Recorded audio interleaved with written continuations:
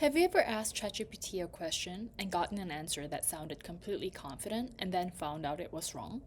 For example, ChatGPT would answer this question: very thin layers of this substance that look like oil spills are nicknamed for grease, with graphene, which is wrong with 90% confidence. The correct answer should be ice. Hearing this, you start to doubt yourself.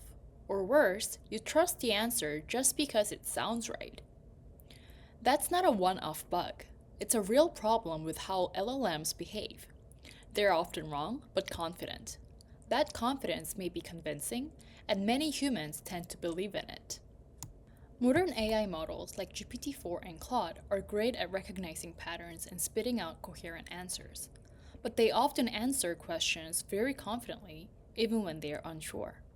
This problem is called miscalibration, when confidence does not match accuracy. In the real world, it's something we actively train out of professionals, doctors, lawyers, and pilots, where you sometimes need to doubt yourself.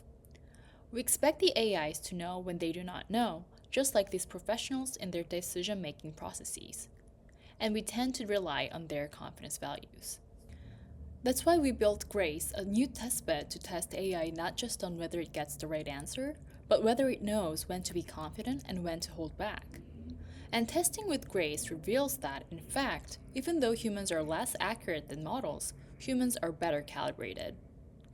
Grace stands for Granular Benchmark for Evaluating Model Calibration Against Human Calibration, and is a question-answering benchmark designed to assess how well both models and humans can align their confidence with their actual knowledge. One problem is that finding questions that trip up LLMs in 2025 is hard. So we have a special process to generate what we call adversarially calibrated questions. In a normal adversarial dataset, the goal is to generate questions that models get wrong, but humans find mostly normal. An adversarial calibration dataset is a little more nuanced.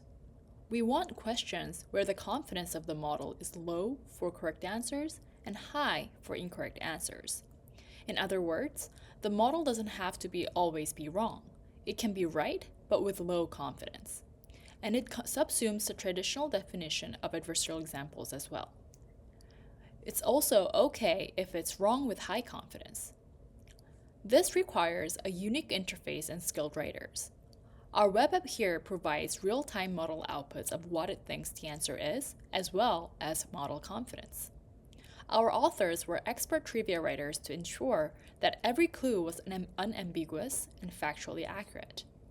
Another quirk of our questions is that to more effectively capture calibration, we don't just ask humans or systems to answer fixed questions. Instead, the questions are designed to be interrupted. Systems and humans must interrupt the question when they are confident enough to answer. The only way this works is if the questions are pyramidal. In other words, there's a single answer, and the clues get progressively easier for both models and humans. The systems and humans must make an active decision by buzzing, as noted in the pink box. The systems will buzz when they are confident enough that their answer is correct. Creating questions following this format allows us to fairly compare human versus model calibration. While other human-in-the-loop adversarial benchmarks such as Trick Me and Fool Me Twice and datasets from Dynabench exist, they do not explicitly measure calibration. We organized live competitions between real human trivia teams and AI models such as GPT-4, GPT-4o, and Mistral. Each question in Grace is presented as a sequence of clues that progress from difficult to easy. After each clue, the participant, whether an AI model or a human, has the opportunity to buzz in with an answer. Let's watch this gameplay clip. A Mesopotamian god of this domain, typically depicted with one hand raised and one hand down, was associated with protection during childbirth. It's not Sekhmet or Mot, but a god was... Mesopotamian religion. That is not the answer. A god associated with lions in this domain wears an ostrich feather and is the consort of Tefnut. A tower in Athens depicts the 4 greater and 4 lesser gods of this domain, often depicted on the edges of early maps. A god of this domain uses powers to misdirect Apollo's discus, killing his win. Yeah.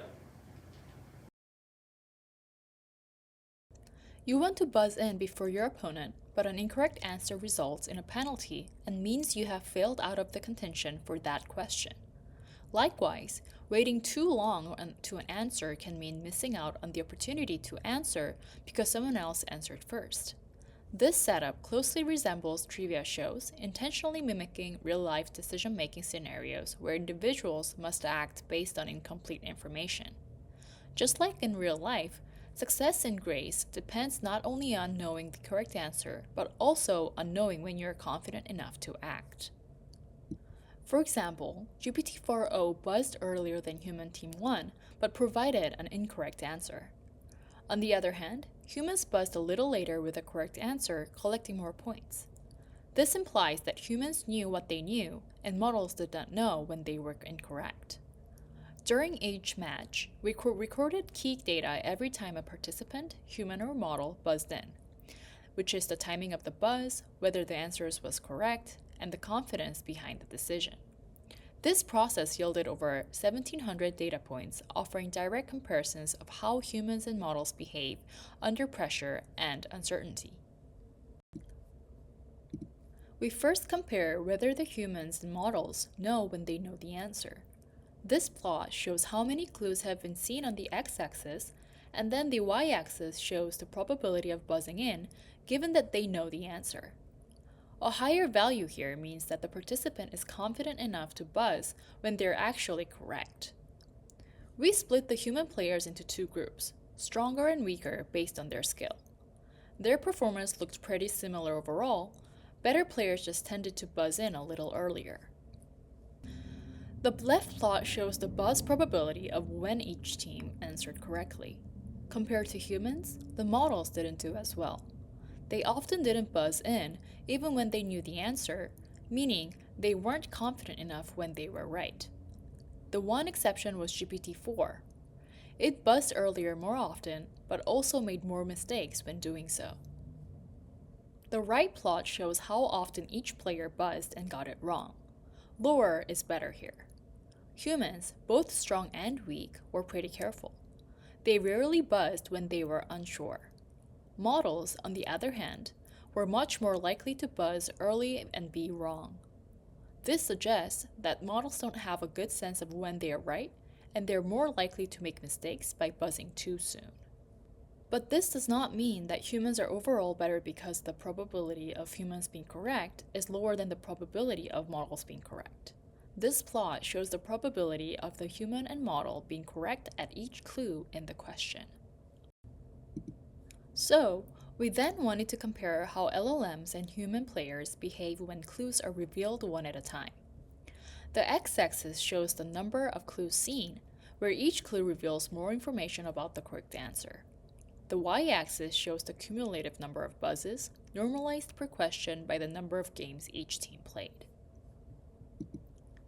The left panel tracks correct buzzes, while the right panel tracks incorrect ones with blue lines referring to models and red lines referring to humans. Top human teams buzz early and often correctly, with the Q4 group peaking more than twice as high as any model.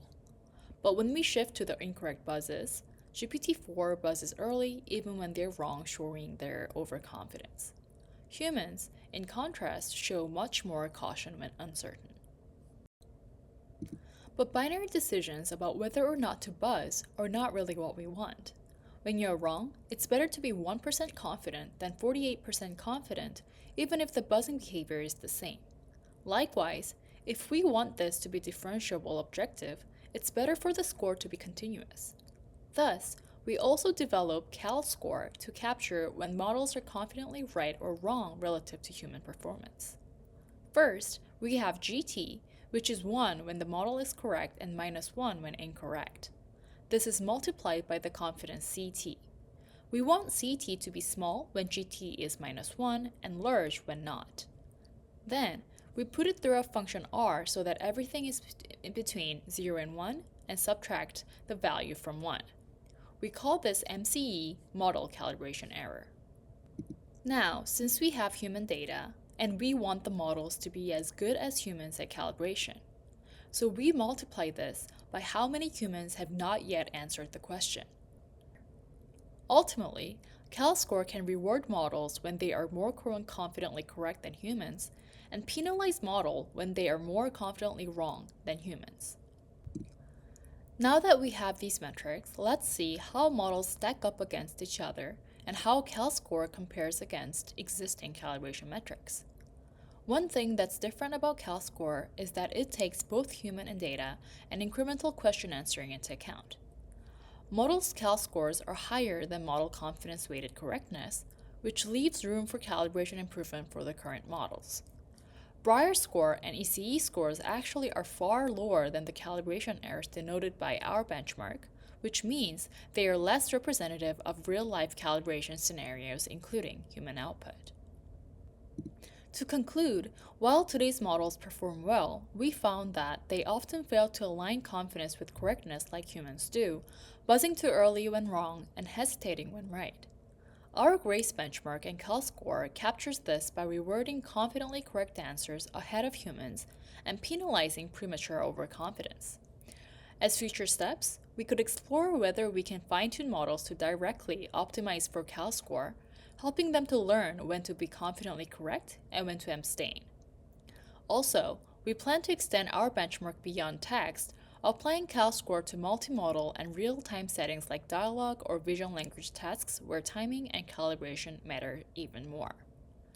We hope our work serves as a step toward more human-aligned evaluation, inspiring future work that brings models closer to reasoning and decision-making that truly reflects how people think, cautiously, confidently, and contextually.